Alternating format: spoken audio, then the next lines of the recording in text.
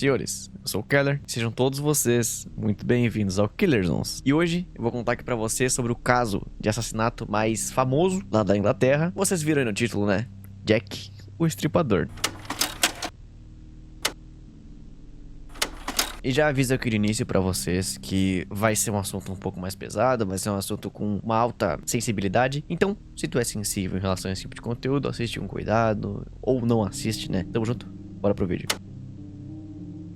Jack, na verdade, é só um pseudônimo que eles colocaram nesse assassino em série não identificado, lá da Inglaterra. Ele atuou na periferia ali de Whitechapel, ali em Londres, por volta de 1888, por ali. Esse nome tão conhecido, Jack, ele veio de uma carta chamada Dear Boss. Vou falar um pouquinho mais sobre ela mais pra frente aí. E essa carta foi escrita por alguém que alegava ser o Jack. E nessa época, vocês não têm noção como a imprensa tava maluca. Mais pra frente eu vou explicar certinho a quantidade de merda que a imprensa tava fazendo. Mas, mano, surreal assim, vocês vão ver. A imprensa tava tão maluca nessa época que eles receberam essa carta do suposto Jack. Não saíram distribuindo a roda assim, ó. Printaram em jornal, printaram em tudo, mano. Surreal, velho. Inclusive, existem fortes crenças de que essa carta nem real é, mano. De que, na época, até próprios jornalistas poderiam ter escrito ela pra se passar pelo Jack, pra fomentar, na época, o jornalismo, né? A venda de jornais. Jack, nessa época, também ganhou dois nomes, que ficaram muito populares lá na Inglaterra, que foram o Assassino de Whitechapel, e em inglês, como eles chamavam lá, era o Whitechapel Murderer, e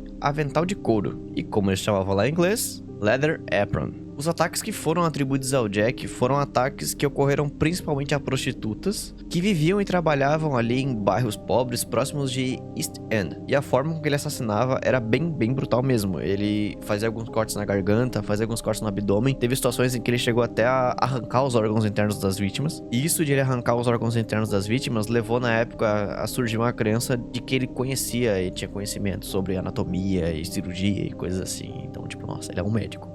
Os rumores sobre a identidade dele ficaram ainda mais fortes ali em setembro e outubro de 1888, quando a Scotland Yard, sempre que eu falar Scotland Yard, é a polícia deles lá, tá? Só pra gente conversar aqui fofinho, bonitinho. Receberam essa carta, né? A Dear Boss, que era supostamente escrita por ele, o Jack. E a imprensa receberam outras cartas escritas supostamente pelo Jack. Uma das cartas mais famosas é a carta From Hell, que pra quem não sabe significa do inferno, tipo, ou se fosse escrita do inferno, entendeu? Ela foi recebida pelo George Luck, lá do Comitê de Vigilância de Whitechapel. E nessa carta From Hell tinha nada mais, nada menos que a metade do rim de uma vítima. O rim estava preservado, inclusive. O cara se deu o trabalho de preservar o rim pra mandar pro George. Aqui agora eu tô falando só uma visão bem rasa sobre esses fatos, mas pra frente eu me aprofundo mais neles pra explicar mais os contextos e tal. Mas contando os fatos pra vocês aqui rapidinho pra prender a atenção de vocês. E como eu disse antes, na época os jornais estavam completamente malucos e eles estavam cobrindo exaustivamente o caso do Jack, gerando uma fama internacional pra esse cara, mano. Uma coisa que comprova isso é que praticamente todo ser humano que pisa na Terra sabe do nome do Jack, né, mano? É raro tu achar uma pessoa que tu fale, mano, e o Jack o Estripador? Depois eu falo, mano, não conheço. É raro, é difícil.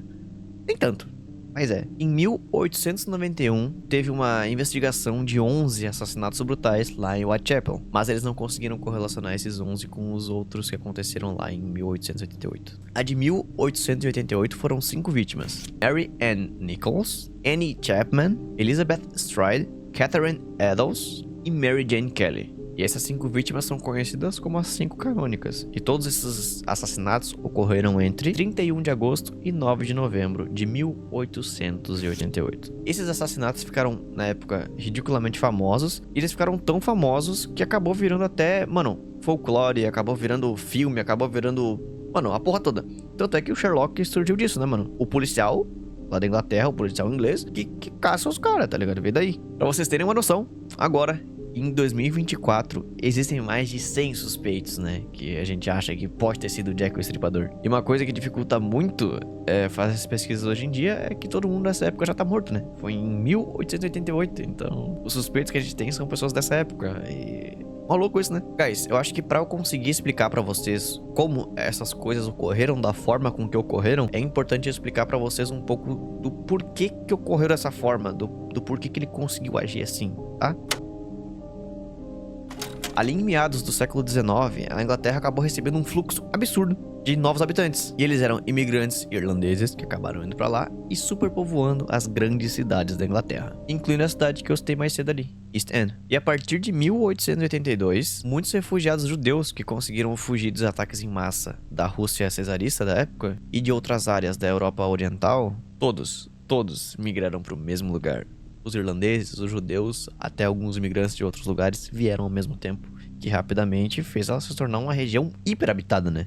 E como consequência, né, dessa região hiperabitada, vem as coisas ruins. As condições de moradia e trabalho pioraram muito, pioraram muito, surgindo assim um número absurdo de pessoas na extrema pobreza. Roubo, violência e pessoas alcoólatras era super comum na região. E essa pobreza endêmica acabou levando muitas mulheres à prostituição. Ó, o contexto que eu dei aqui, ó. Olha, coisa bonita esse contexto que eu larguei na mão de vocês aqui, ó. Pra vocês terem uma noção, foi feita uma pesquisa em outubro de 1888. Essa pesquisa foi feita pela Polícia Metropolitana de Londres, lá da época. E eles estimaram a existência de 62 bordéis. E aproximadamente 1.200 mulheres trabalhando como prostitutas só em Whitechapel. E como sempre, como a gente conhece aí na história, como a gente estudou, né? Os problemas se repetem, a história sempre se repete. E com muita pobreza, vem uma sociedade que não tá contente com o que tá acontecendo, e isso gera tensões sociais, né? Então, entre 1886 e 1889, era muito comum ocorrer manifestações ali em Whitechapel. E a polícia acabava cada vez reprimindo mais esses manifestantes e batendo e,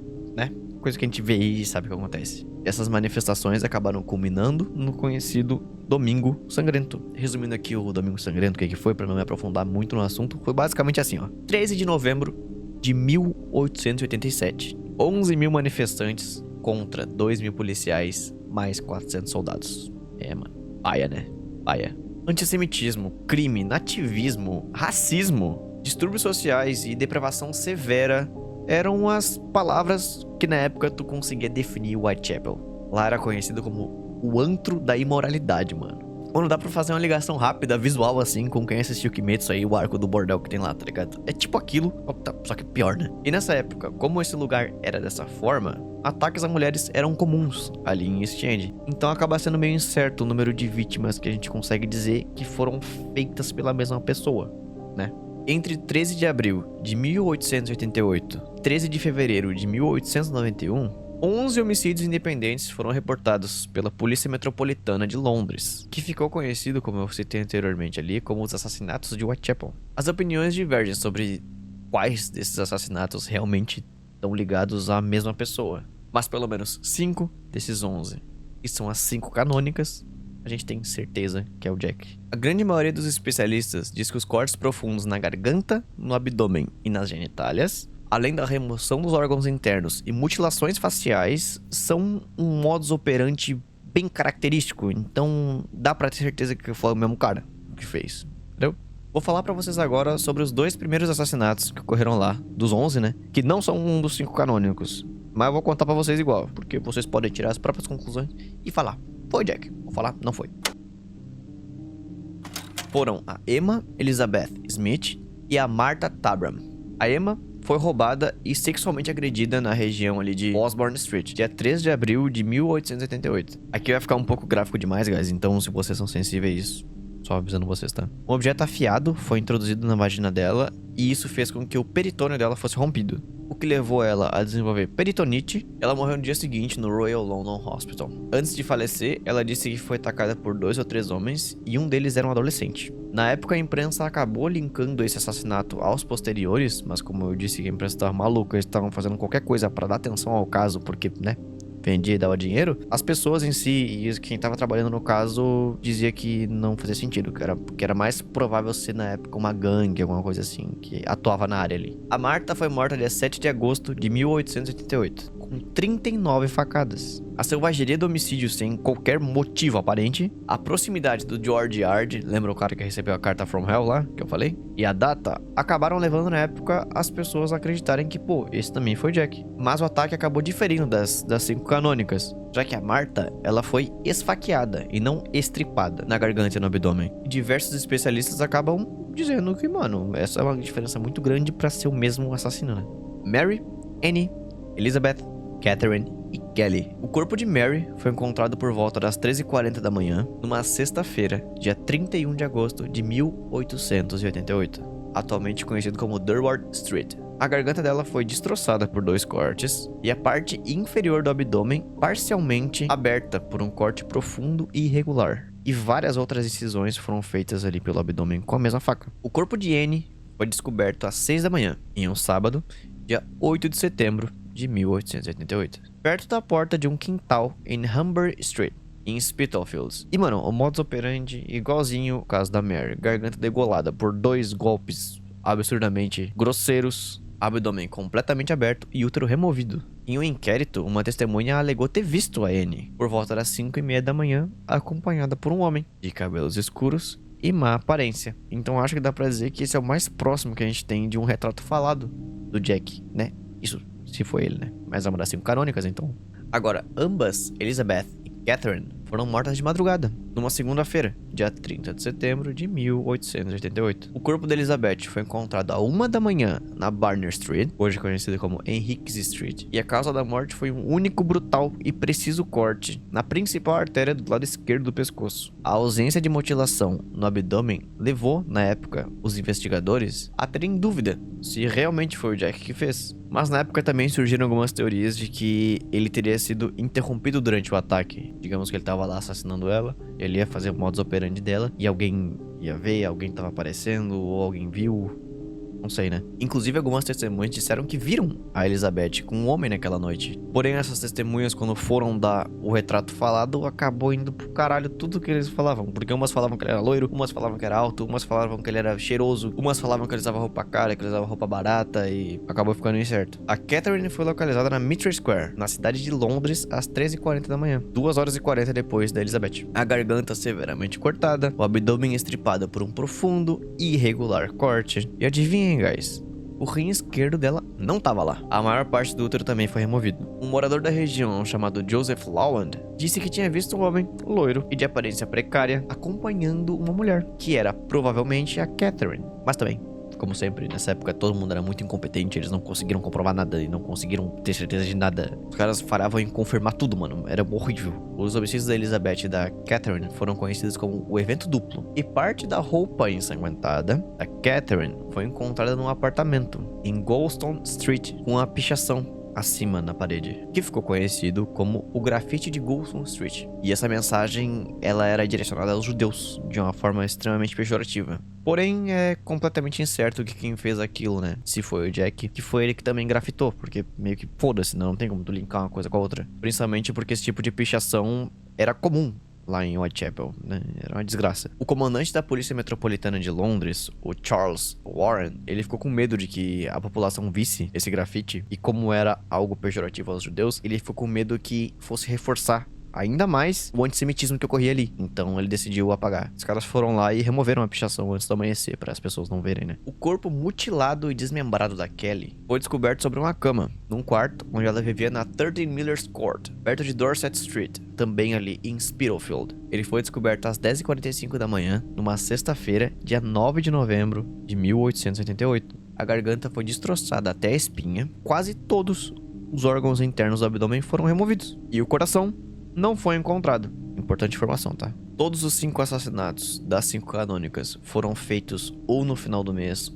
ou no início de um, geralmente ali num gap de uma semana entre um e outro, né? Tipo, digamos que ali entre o dia 23 e dia 31 e entre o dia 1 e dia 7, entendeu? Sempre uma semana ali entre final e início do mês. A crença, historicamente falando, de que esses 5 assassinatos foram feitos pela mesma pessoa, vem na verdade de alguns documentos a gente consegue ter acesso até hoje, que trabalhando neles e estudando eles, a gente consegue excluir eles dos outros assassinatos que ocorreram. Mesmo depois das 5 canônicas, foram registradas algumas outras vítimas ali em Whitechapel. A Kelly, ela é geralmente considerada a última dos assassinatos do Jack, porque tem gente que acredita que ou ele cansou, ou ele foi pego, ou ele morreu. Tem gente que acredita que ele se arrependeu do que ele fez, né? Essas outras vítimas são Rose Millett, Alice Mackenzie, o torso de Pinchin Street. Eu vou explicar mais pra frente o que é o torso de Pinchin Street, mas já dá pra imaginar o que é, né? E Francis Coles. A Rose foi estrangulada em Clark's Yard, que fica em High Street, em Poplar, dia 20 de dezembro de 1888. E como não tinha sinais de resistência, a polícia acabou achando que ela tinha se enforcado acidentalmente com o próprio colar enquanto ela estava bêbada. Porém, apesar dessa conclusão de merda da polícia, o júri viu e falou, mano, não, isso aí foi assassinato, tá ligado? A Alice foi morta dia 17 de julho de 1889 por um corte na artéria carótida externa esquerda. Mano, muito complicado, mas eu acho que é por aqui, ó. E vários outros cortes menores foram encontrados pelo corpo também. E nos exames, o Thomas Bond, que eu citei anteriormente, ele olhou e falou, mano, isso aí é o Jack. Isso aí é o Jack. Aí tinha o colega dele, o George Baxter Phillips, que examinou outros 3 corpos de vítimas do Jack. Ele falou, mano, não é. Aí ficou nessa putaria aí. Não é. Nessa época acontecia muito também dos assassinos irem lá e tentarem copiar o método do Jack pra tirar do próprio, né? Que foi o que acharam que esse cara fez no caso, né? Falaram, não foi o Jack. Falaram que foi o Jack. Falaram que não, foi um cara que copiou. Entendeu? O torso de Pinchin Street. Na verdade, esse nome, ele é absurdamente autoexplicativo. Foi nada mais, nada menos que o torso de uma mulher que foi encontrado sem cabeça e sem pernas ali em Pinchin Street, dia 10 de setembro de 1889. E a pessoa de quem pertencia esse torso nunca foi identificada. Até hoje a gente não sabe quem que é a mulher. O assassino, ele cometeu o crime em outro lugar e ele desmembrou o corpo em vários lugares de propósito. Frances foi morta dia 13 de fevereiro de 1891 em uma ferrovia de Swallow Gardens. A garganta dela foi cortada, mas o corpo não sofreu mutilações. James Thomas Sadler tinha sido visto com ela mais cedo. Ele acabou sendo preso pelos policiais pelo assassinato da Frances. Inclusive, por um breve momento, muitas pessoas acreditaram que ele era o Jack. Mas, como sempre, como nessa época todo mundo era absurdamente incompetente, o caso acabou sendo arquivado por falta de evidência. Dia 13 de março de 1891, acabou o caso, foi arquivado e, mano... Esses que eu acabei de citar são os 11 casos, né? Conhecidos como os assassinatos mais famosos ali de Whitechapel. Mas, como nessa época era uma desgraça, né?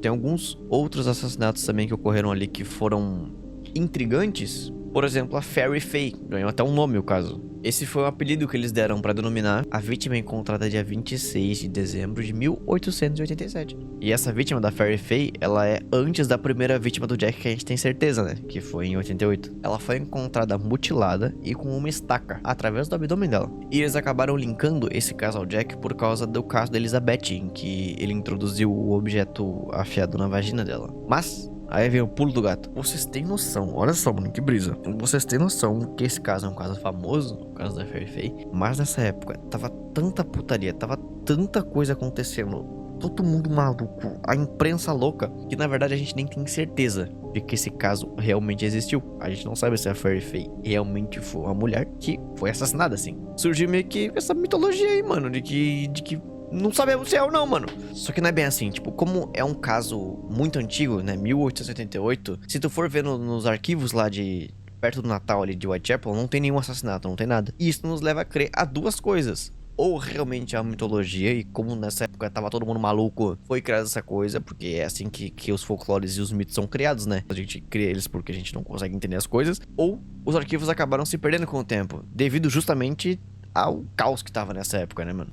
Teve outra vítima também chamada Annie. Ela deu entrada no hospital ali de Whitechapel com feridas de faca na perna e na parte inferior do torso. Isso foi dia 25 de fevereiro de 1888. Ela foi socorrida, se salvou, mas aparentemente morreu de causas naturais aos 38 anos de idade. Mano, cara, que azar. Mano, agora que eu vi aqui, que azar, mano. Ela foi socorrida e morreu 2 semanas depois. Porque, pô, é RNG assim, tipo, foi, tá ligado? Aí, por causa das feridas de faca, coisa assim, muita gente na época... depois que o Jack ficou famoso, né? Falaram, nossa, olha aqui esse caso aqui atrás. Ó, ela foi ferida por faca também. Ela foi feita pelo Jack. Mas isso meio que caiu por terra. Mas, né? Não se sabe. Outra vítima, Ada Wilson. Sofreu 2 feridas de faca na garganta no dia 28 de março de 1888. Annie Farmer, atacada dia 21 de novembro de 1888. Ela teve um corte superficial aqui no pescoço, mas acabou sendo descartado porque na época acharam que foi autoinduzido, né? Ela mesma acabou se cortando. Mano, vocês estão vendo a loucura que era essa época, velho? Era uma época antiga, né? Não tão antiga, mas, mano, a tecnologia era bem ruinzinha. Bem ruinzinha. Aí tu soma com a hiperpopulação, tu soma com a desgraça que tava a tensão social nessa época. Mano, caralho, velho. Voltando e me aprofundando um pouco mais em um assassinato específico, teve também o mistério de Whitehall, um termo dado pro caso de um torso desmembrado, também de uma mulher, encontrado dia 2 de outubro de 1888, em meio às construções de Norman Shaw Buildings, ali em Whitehall. Um braço que pertencia a esse torso foi encontrado um pouquinho antes, boiando num rio ali perto, chamado Rio Tamisa, e encontraram as pernas enterradas próximas ao torso. Os outros membros, como por exemplo a cabeça, nunca foram encontrados. E isso, infelizmente, levou a já não encontrarem quem que era a vítima, né? Encontraram só um braço, as pernas e o torso, então acabou por sem saber quem que era. Mas foi um caso bem parecido com o Pinchin Street, né? Então por isso que a gente tem essa ligação. Tão parecido que esses dois casos ficaram conhecidos como os Mistérios de Tamisa, que é o nome do rio, né? E o assassino não conhecido ganhou o renome de o assassino do torso. Teve também o John Gill, 7 anos de idade. Ele foi encontrado morto em Bradford, dia 29 de dezembro de 1878. Pernas destroçadas e o abdômen aberto e o intestino arrancado para fora. E o coração e a orelha removidos. Esse caso tem muitas similaridades com o caso da Kelly, o que levou a imprensa a especular de que quem tinha cometido isso também era o Jack. E como nessa época tava tudo pros caralho, né? Essa criança trabalhava. E o empregador dele, um leiteiro chamado William Barrett, foi preso 2 vezes por esse assassinato, por evidências circunstanciais. Porém, ele foi solto logo depois porque ninguém conseguiu realmente comprovar de que foi ele. Carrie Brown, conhecida como Shakespeare. Ela era conhecida como Shakespeare porque ela frequentava muito os sonetos que ele fazia na época. Ela foi estrangulada por uma peça de roupa e então mutilada com uma faca, no dia 24 de abril de 1891, na cidade de Nova York. O corpo dela foi encontrado com um longo corte na virilha e incisões superficiais nas costas e nas pernas. Nenhum órgão foi removido, embora o ovário tenha sido encontrado na cena do crime. Mas a gente não sabe se ele foi removido de maneira cuidadosa, que nem o Jack fazia. O Jack, ele abria e tirava, tipo, na moral, assim. Esse a gente não sabe se foi devido à brutalidade do caso. Mano, acabou caindo na mesmice que eu falei já 15 vezes nesse vídeo. Acharam que era e não era, e no final acabou dizendo que não era. Em 1894, esse senhor, que tem um nome muito difícil de falar, que eu vou tentar falar agora, sem ler, Sir McNeville. Errei. Sir Melville McNaden. Eu acho que é isso, guys. Chefe assistente da Polícia Metropolitana de Londres e líder do Departamento de Investigação Criminal. Cara da pica. Esse cara com o nome difícil era pica. Sir McNeville McLaurin.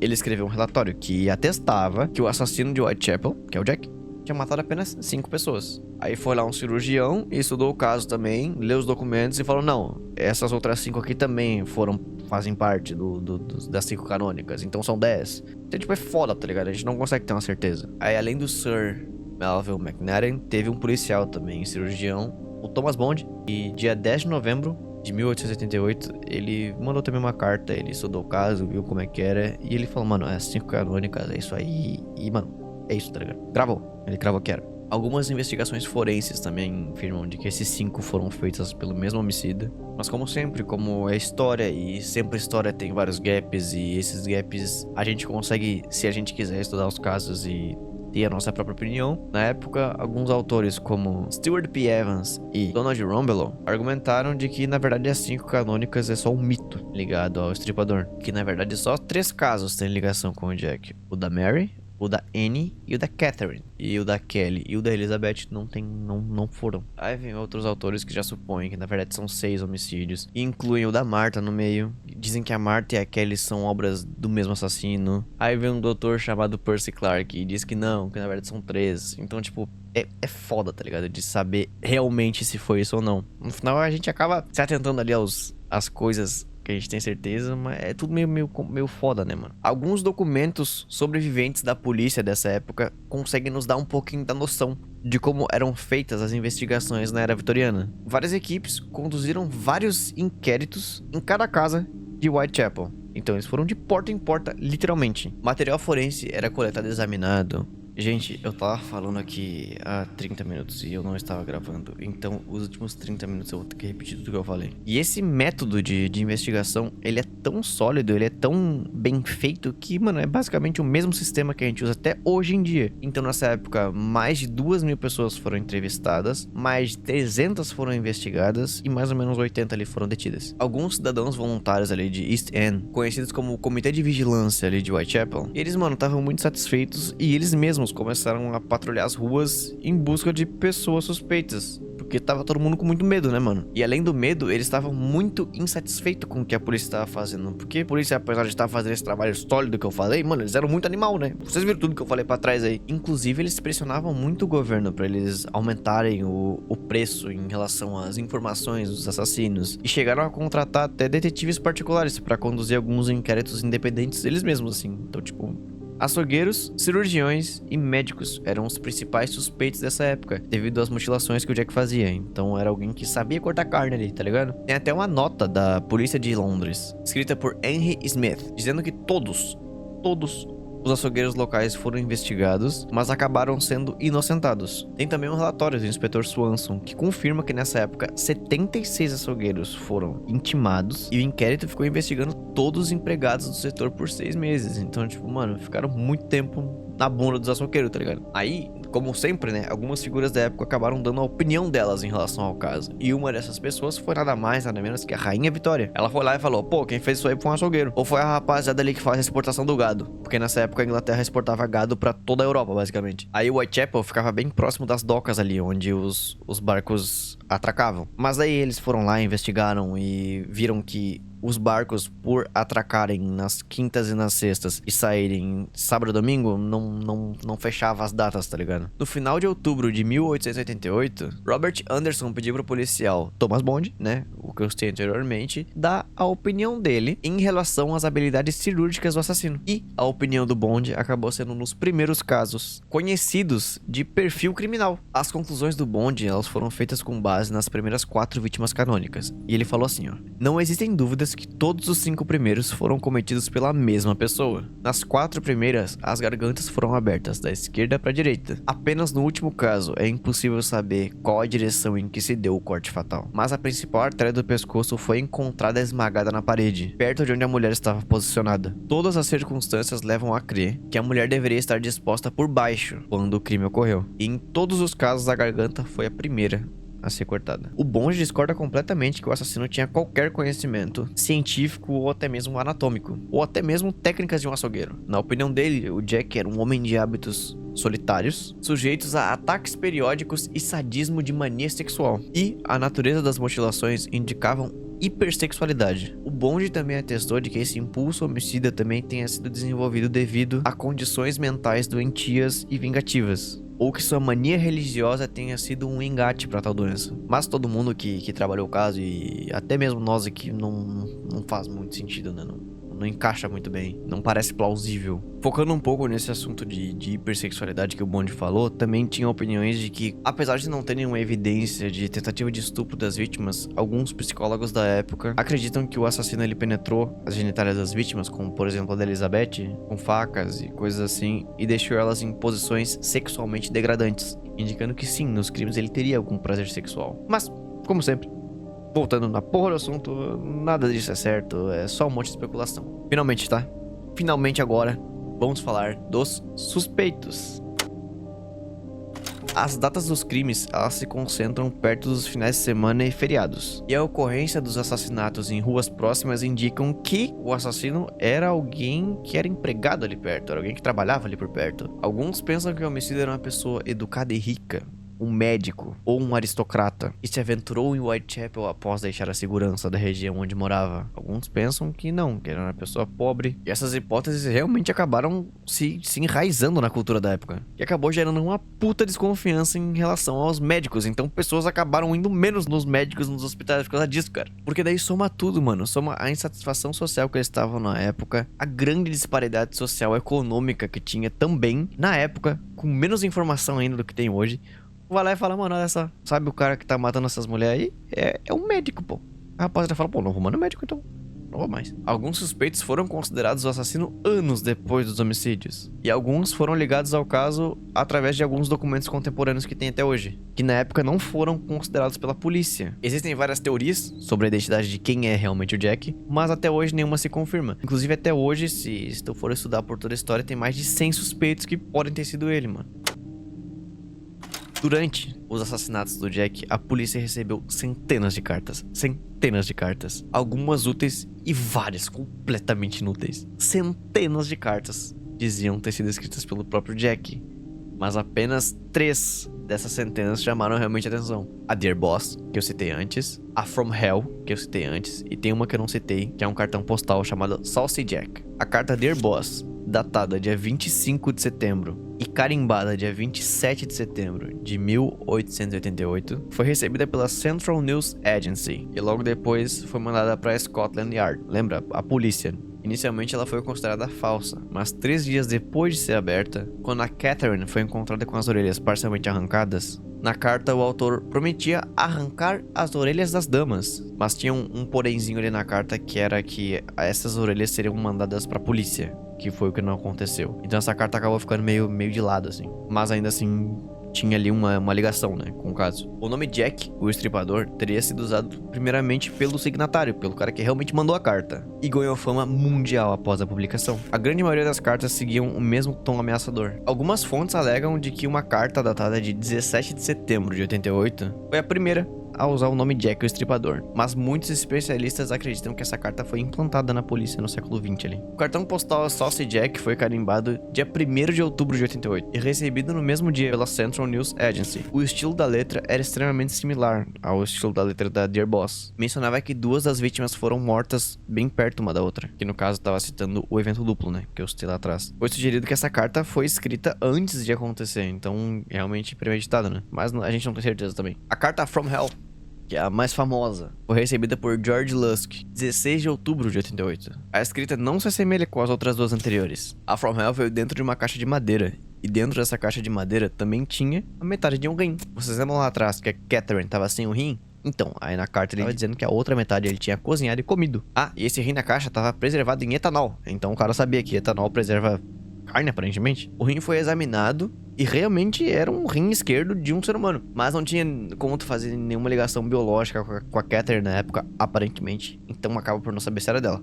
Mas pô, pelo amor de Deus, né? A polícia da época, a Scotland Yard, publicou vários cartazes da carta Dear Boss por todas as ruas de Londres. Isso foi dia 3 de outubro, e eles fizeram isso no intuito de alguém ver a letra e falar, ó, isso é a letra do meu tio, ó, isso é a letra do meu primo, ó, isso é a letra do meu médico. Godfrey Lushington, secretário de Estado para Assuntos Internos, disse que por mais que ele acreditasse que esses bilhetes não foram escritos por Jack, eles mereciam uma investigação bem feita. Dia 7 de outubro, o George Robert Sims, no jornal Sunday Referee, disse que as cartas foram escritas por um jornalista no intuito de vender mais. Lembra que eu falei? Nessa época a mídia tava maluca, fazendo um monte de bosta.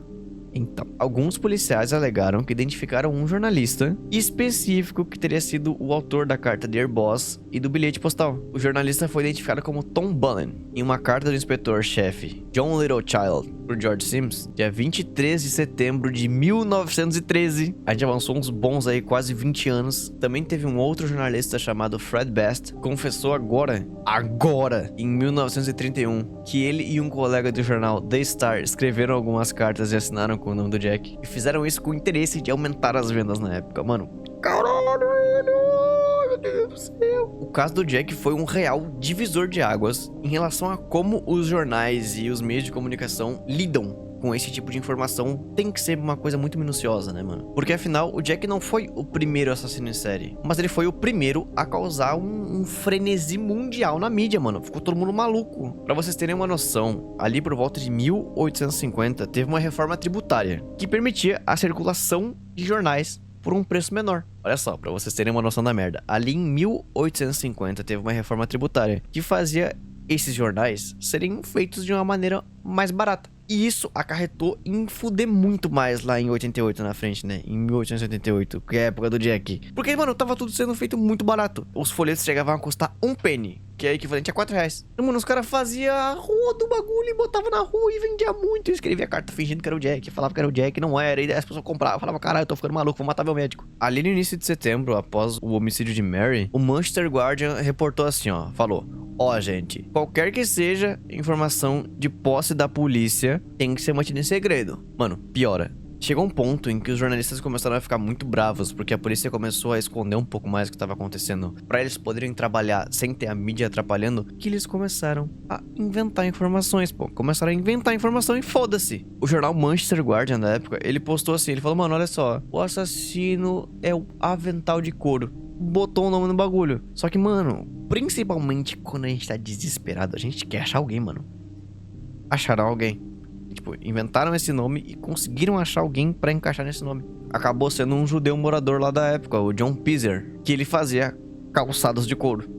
Aí o cara foi lá e simplesmente foi preso. Rapidamente, na época, conseguiram confirmar o álibi dele e tal. Então, tipo, ele foi solto. Mas, mano, caralho, cara. Jornalista filha da puta, velho. A natureza dos assassinatos que ocorreram ali em East End acabou colocando muito em exposição toda a condição miserável que grande parte dos moradores ali viviam. O que acabou chocando muito a opinião pública, mostrando que a superpopulação, em conjunto com a falta de estrutura, leva a essa desgraça toda. Chocando a opinião pública, mostrando que quando ocorre essas superpopulações, acaba acontecendo esse tipo de coisa. Os caras não tinham nem coisa pra comer direito, não tinham estrutura sanitária nenhuma, e tudo isso acabou ficando bem exposto, assim. Literalmente essa a forma, ficou exposto. 2 décadas depois dos assassinatos, os locais ali mais precários, eles foram completamente demolidos e foram reformados. Porém, algumas construções ficaram mantidas da forma que eram devido à fama que o Jack tem. Então viraram meio que pontos turísticos, assim. Durante e depois dos assassinatos de Jack, ele virou tipo o bicho-papão deles lá, né? É bem isso, ele virou o bicho-papão na Inglaterra. E ele era o maior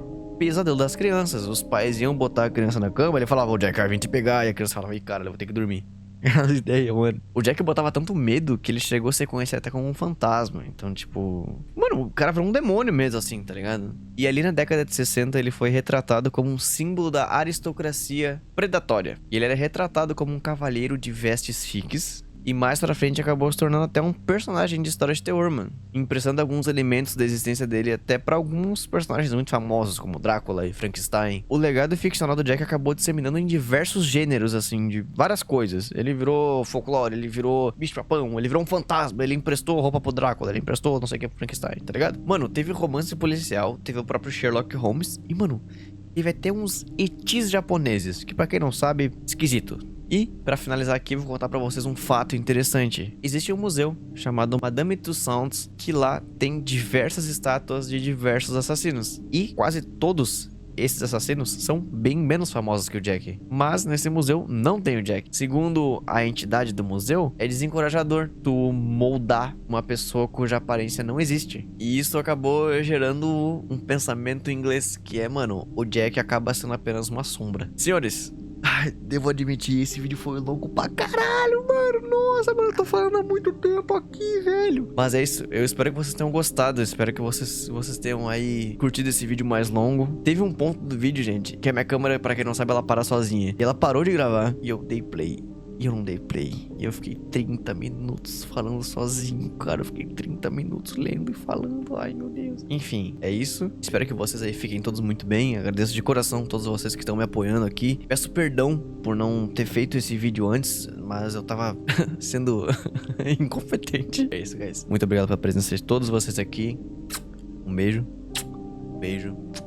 Beijo. Bom descansinho pra vocês, tá?